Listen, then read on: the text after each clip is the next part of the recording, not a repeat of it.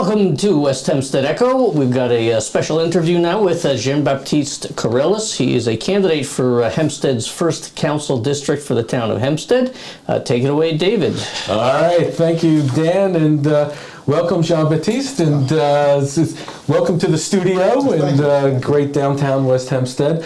So let's just dive in. You're running for the Hempstead Town Council District 1. Yes. You're running on the Republican ticket. Yes. And the Town Council District 1 includes parts of West Hempstead, Baldwin, all of Hempstead, Uniondale, and Roosevelt. That's correct. Which parts of West Hempstead does it include? Well, it goes from Cathedral Gardens down to Broadway, cuts Hempstead Turnpike down to Nassau Boulevard, goes over to Dogwood, comes back on Johnson. But anything south of Johnson is not included in the district. It also does not include Hempstead Gardens Drive. Then it goes into Hempstead from there. All right. Well, for those of you it's who... a pretty big chunk of West Hempstead. A big chunk of that's great. And you lived in West Hempstead for the last 20 years? Yes, I've lived in West Hempstead since about 2003, 2004. When we moved in, simply because my son had some needs in school, and we thought West Hempstead was a better place for us to be for him to get those services. How do you like the community? I've loved it. I've jumped both feet first. I joined the Knights of Columbus. I've done a lot of good things in this community. Great. And now our library has these corner silences, so if you ever want to talk in private. I've heard about that. It's the wildest looking thing. I actually saw it yesterday. So, Sean, you have an extensive background in finance and economics, and you also have deep community ties. You're a firefighter, you've done EMT work, church member. How do all these varied experiences really shape your approach to public service? Well, I'll start with the education and the career. I have a master's degree in economics. I have over 2 decades in financial services. That experience has given me skills in budget and financial analysis, as well as effective resource management. In addition, I have experience in making data-driven decisions that ensure fiscal responsibility. That's for my degree and the career. As far as community involvement goes, you're right, I am a volunteer firefighter with the West Hempstead Fire Department as well as an EMT. That experience itself has given me firsthand insight into the challenges faced by our residents in their most dire moments of need, whether that need stems from, let's say, a medical emergency or if it's a fire. But that very same experience has given me firsthand insight into the needs of our first responders, which is a very important thing for public safety. Additionally, as a member of the Knights of Columbus, as a lector at St. Thomas the Apostle Church, I've been engaged in the community, and I've gained a strong understanding of the values and concerns of the residents of this community. So the combination of education, career, community engagement, I believe has made me a trusted, proven, and effective leader that's ready to serve. Public service comes with some challenges. So with all that, what really inspired you to run for office? Well, you know what it is? It's rather odd because there's this joke among my friends as to how I joined the fire department. We got a flyer at the house and it says essentially, if not you, then who? So I'm 51 at this point. Yeah. When the flyer gets there, I'm like, hey, why not? Why not me? I mean, clearly they need help or else they would not send these things out. So I decided to join, and it was not for any, extra motivation other than I thought there was a need. It's the same thing with running for District 1. I was approached to run. I started doing research into District 1 and realized that I could provide a lot of what the constituents were complaining about. The number one item, not being heard. Every town board meeting you go to, there's always one person, not just within District 1, who says, I've sent 50 emails, I left voicemails, I tried to come in, and no one will hear me out. At the very least, at the very minimum, every one of our residents should be able to reach their councilman and say, hey, I have an issue. Does that mean your issue will be resolved in the manner that you desire? Not necessarily, but at least you get the satisfaction of having been heard. Next, it's the issue of fiscal responsibility. After we hear your concerns, are there more than one solutions to whatever concerns you? Hopefully there is, because there's limited amounts of dollars to resolve problems. We all know that. Right. And of course, I would like to keep as much of my dollars in my house as much as everyone else would as well. So when you add all these things together, you have to throw in the community development, the economic development. If you walk into or walk through a lot of districts, you'll see a abandoned building here, empty lot there. Those are all properties that could be redeveloped. We have a shortage of housing, which is part of the reason why the town of Hempstead, or Long Island in general, is so expensive. Sure. The more stock you can bring into productive use, especially broadening the tax base, the better it would be for everybody. So those are the reasons I really wanted to get into So this. let me jump in here for a second, because I think what we've heard over the time we've been doing the programs is always that the taxes are one of the things that people are most concerned about. We're obviously among the highest taxed counties anywhere in the nation. We've got Town of Hempstead, we've got Nassau County, the city, the state, everybody else is going to get hit. So, I mean, do you have some thoughts as to what we might do to sort of ease the burden beyond just getting more people to move in and more businesses? Part of the issue with the town of Hempstead, right? It's a very desirable place to be.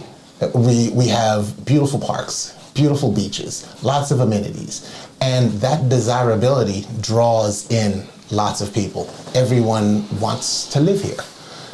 That imbalance between supply and demand creates price pressures.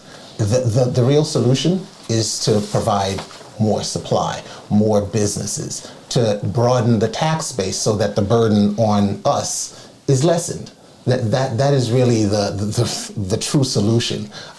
Short of saying, okay, well, the parks are too nice, we're not going to fund them as highly as we do, or the special districts like the library, the firehouse, we need those things. That is part of what makes the town of Hempstead a very desirable place to be, the amenities, the parks. Sure. So we have to weigh the need to lower taxes, not necessarily just by cutting services, but in my mind, broadening the tax base is the best way to do it. However we can lower them would be greatly appreciated. I can tell you from all residents. So, we're talking a little bit about the town of Hempstead and parks and things like that. And recently in the headlines, the town of Hempstead just purchased the Capri Motel from its previous owners, I think for $9 million. Share some of your thoughts on that purchase, and what do you think the ultimate use should be?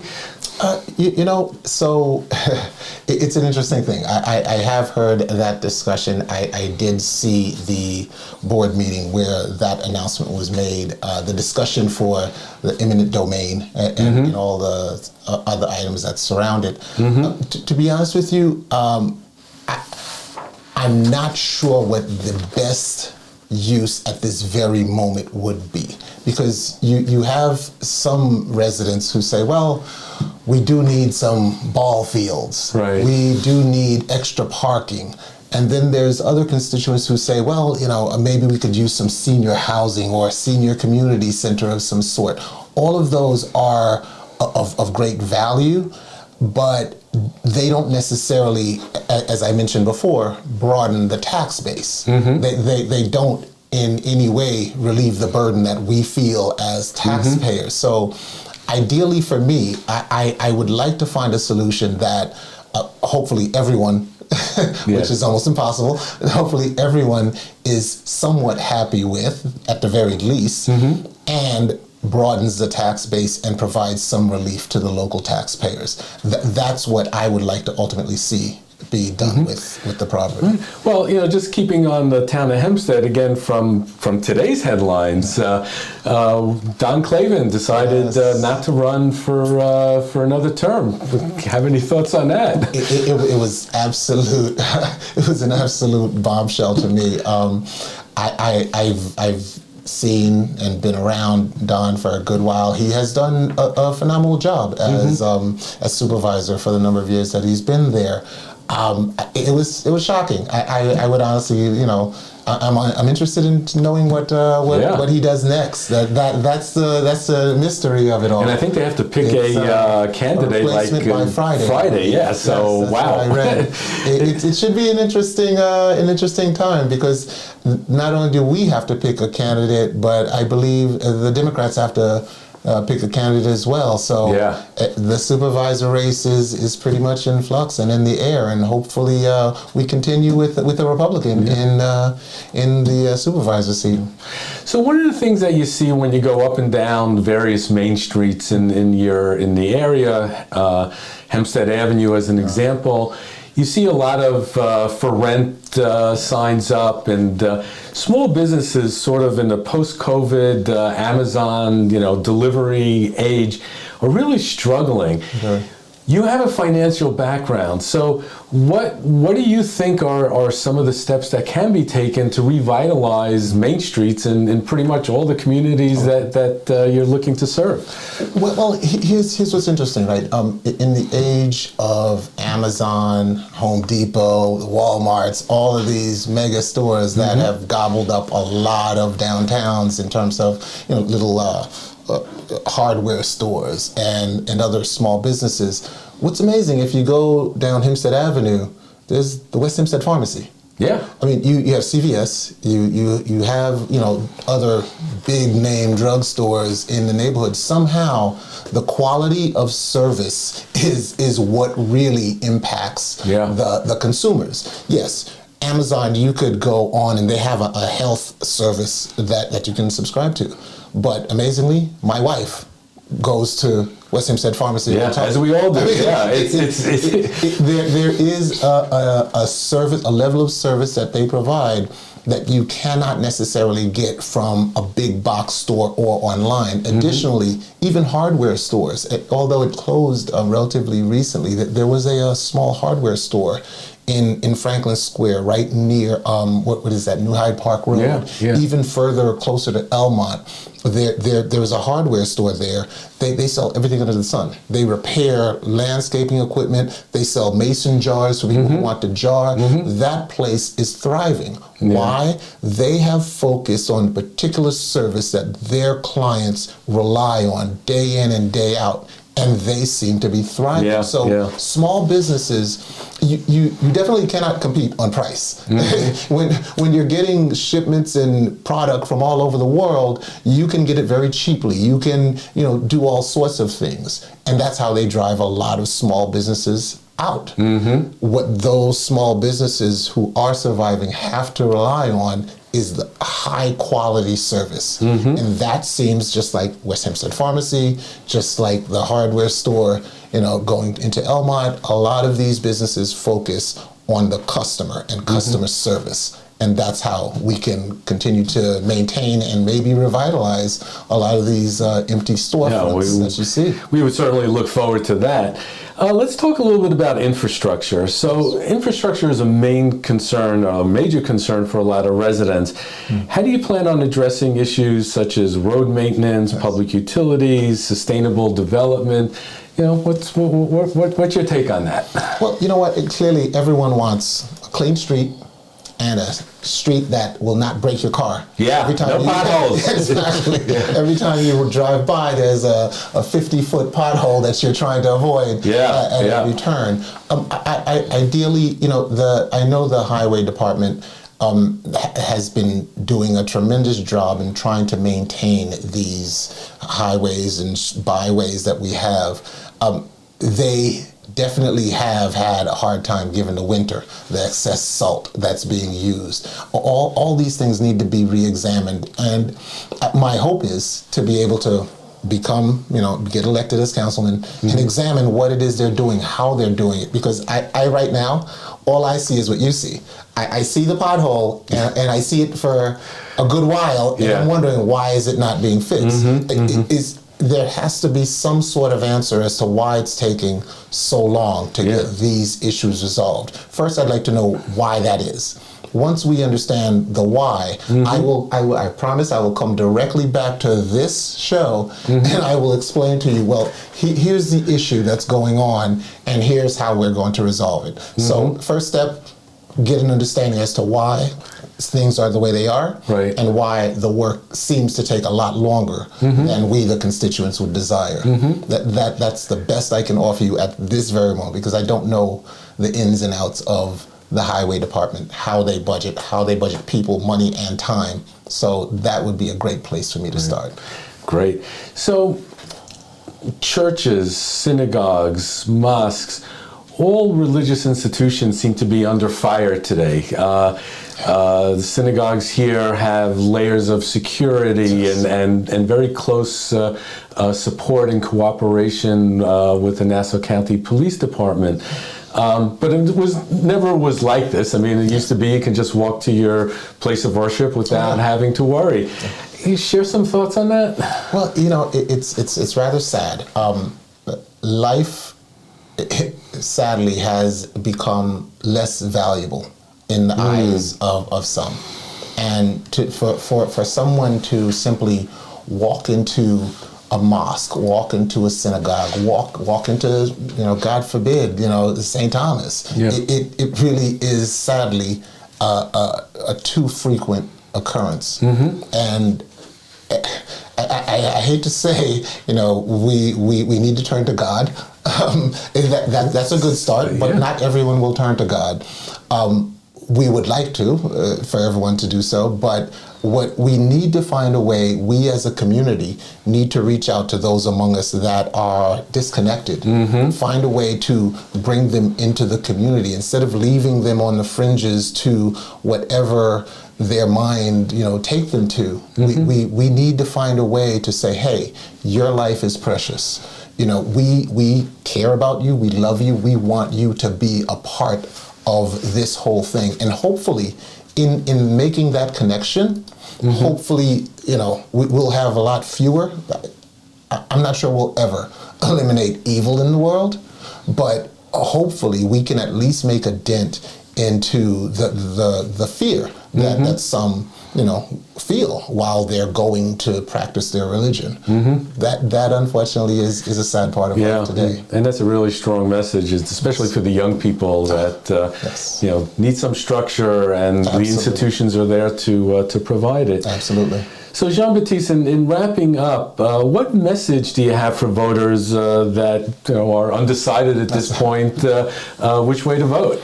Well, you know what? It's the same way I started off saying that for many years, voters have been complaining we're not being heard. Our voices aren't being brought to the places where they need to be brought. I stand here today to tell you that my promise is that I will bring good government to the residents of District 1. Good government to me is characterized first by being responsive to the needs and concerns of the residents. It moves on to fiscal responsibility and being efficient with the use of tax dollars, broadening the tax base through community and economic development. And of course, once you have all that, you absolutely need to have public safety, because you can have the most pristine roads, the most wonderful everything under the sun. If no one feels safe enough to go enjoy those amenities, it's a waste. It's not efficient use of your money. Maybe you should have spent the time putting extra forces on the street rather than paving that pothole. If I'm going to feel unsafe, my kids can't go out, I can't go to the park, I can't go to the beach, it's all for nothing. So all four of those pieces have to work together to make it a better place, and that's what I promise good government under my leadership and your vote will bring to District 1. Great. Jean-Baptiste, I want to thank you so much. Really, we learned a lot about you, and we learned about what you stood for, and come to the polls and November 4th, and make your decision. Yes, thank you. So we've just had a conversation with Jean-Baptiste Carelus. He is running for the Town of Hempstead 1st Council District. Election day is November 4th, so you go to your usual polling place and cast your vote. Thank you very much for joining us.